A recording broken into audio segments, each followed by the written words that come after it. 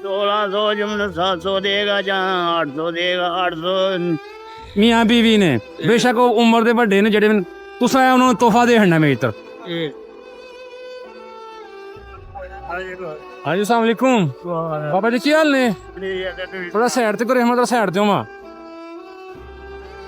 ਸੁਣਾਓ ਕੀ ਵੇਚਦੇ ਪਏ ਹੋ गजरे दे ਹਾਂ ਕਿੰਨੇ ਦਾ ਦੇ ਰਹੇ ਹੋ 100 ਦਾ ਇੱਕ ਦਿਨ ਨਾ 100 ਦਾ ਇੱਕ ਦਿਨ ਦੇ ਪਏ ਹੋ ਜੀ ਕੋਈ ਬਣ ਜਾਂਦੀ ਦਿਹਾੜੀ ਛੜੀ ਅੱਜ ਹੀ ਲੈ ਕੇ ਆਇਆ ਅੱਛਾ 6 ਦਿਨਾਂ ਬਾਅਦ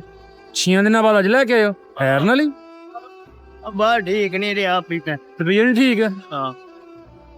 ਤੇ ਬਾਲ ਬੱਚਾ ਬਾਲ ਬੱਚਾ ਇੱਕ ਫਰੂਟ ਦਾ ਦੁਕਾਨ ਤੇ ਹੁੰਦਾ ਹੈ ਇਹ ਮੁੰਡਾ ਦਿਹਾੜੀ ਛੜੀ ਲਾਂਦਾ ਉਹ ਫਰੂਟ ਕੋ ਕਿਸੇ ਦਾ ਕੰਮ ਕਰਦਾ ਸੁਣਾਓ ਜੀ ਕੀ ਹਾਲ ਹੈ ਠੀਕ ਹੋ ਸਿਹਤ ਵੀ ਠੀਕ तो करो ना यूट्यूब YouTube पर ਹਾਂ और क्या कितना करें आप ਬਹੁਤ ਸ਼ੁਕਰੀਆ ਜੀ ਜਜ਼ਾਕੱਲਾ ਤੇ ਇਹ ਕਿੰਨੇ ਦਿਨ ਸਾਰੇ कोई 100 दे जाएंगे तो 1600 दे हैं ਤੇ 1600 ਤੁਹਾਨੂੰ ਬਣਨਾ ਹੈ हाँ ਤੇ 1600 ਚ ਤੁਹਾਨੂੰ ਕਿੰਨੇ ਬਚਣੇ ਨੇ 1600 जमन 700 देगा जहाँ 800 देगा 800 डबल देगा तो फिर 800 नहीं दे 100 तो 100 फिर आ जाएगा ਅੱਛਾ ਕਿਸੇ ਕੋ ਲੈ ਕੇ ਆਇਓ हाँ के बोल रहा क्या ਮੋਬਾਈਲ ਨੰਬਰ ਹੈ ਜੇ ਕੋਲ नहीं मोबाइल मेरे को है नहीं पूछा ਮੋਬਾਈਲ ਕੋਈ ਨਹੀਂ नहीं मैं ਨਹੀਂ ਇਸ ਟਾਈਮ ਤੁਸੀਂ ਨਿਕਲੇ ਹੋ ਨਾ ਰਾਤ ਦੇ ਟਾਈਮ ਉਮਰ ਨਹੀਂ ਹੋ ਗਈ ਦੀ ਹੈ ਉਹਦੇ ਮੇਰੇ ਖਾਣ ਲਈ ਕੋਈ ਕਰਨਾ ਲਿਆ ਹੈ ਨਾ ਹੂੰ ਕਿੰਨੇ ਦੇ ਦੱਸੇ ਹਨ 1600 ਦੇ ਸਾਰੇ 1500 ਨਾਲ ਕੰਮ ਚੱਲ ਜਾਏਗਾ ਜਿਹੜਾ ਨੂੰ ਇਹ ਲਾ ਦਿਓ ਇਹ ਲਓ ਹਾਂ 1500 ਰੁਪਇਆ ਇਹਨਾਂ ਦਾ ਆਹ ਸਾਰਿਆਂ ਦਾ ਠੀਕ ਹੈ ਜੇਬ ਕਰੋ ਇਧਰ ਜੇਬ ਅੱਲਾ ਪੌਦਾ ਲੈ ਜੀ ਹੁੰਦੇ ਜੇਬ ਕਰੋ ਇਧਰ ਇਹ ਅੱਲਾਹ ਤਾਲਾ ਦੀ ਤਰਫੋਂ ਤੁਹਾਨੂੰ ਗਿਫਟ ਹੈ ਲਾ ਅੱਛਾ ਉਹ ਤੁਹਾਡਾ ਤੋਹਫਾ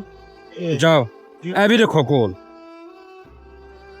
ਪੜਨਾ ਕੋਈ ਨਹੀਂ ਜੋ ਇਹ ਤੁਹਾਡੇ ਹਾਰ ਦਾ ਕੋਈ ਬਜ਼ੁਰਗ ਅੱਛਾ ਆਪਣੀ ਬੇਗਮ ਦੇ ਨਾਲ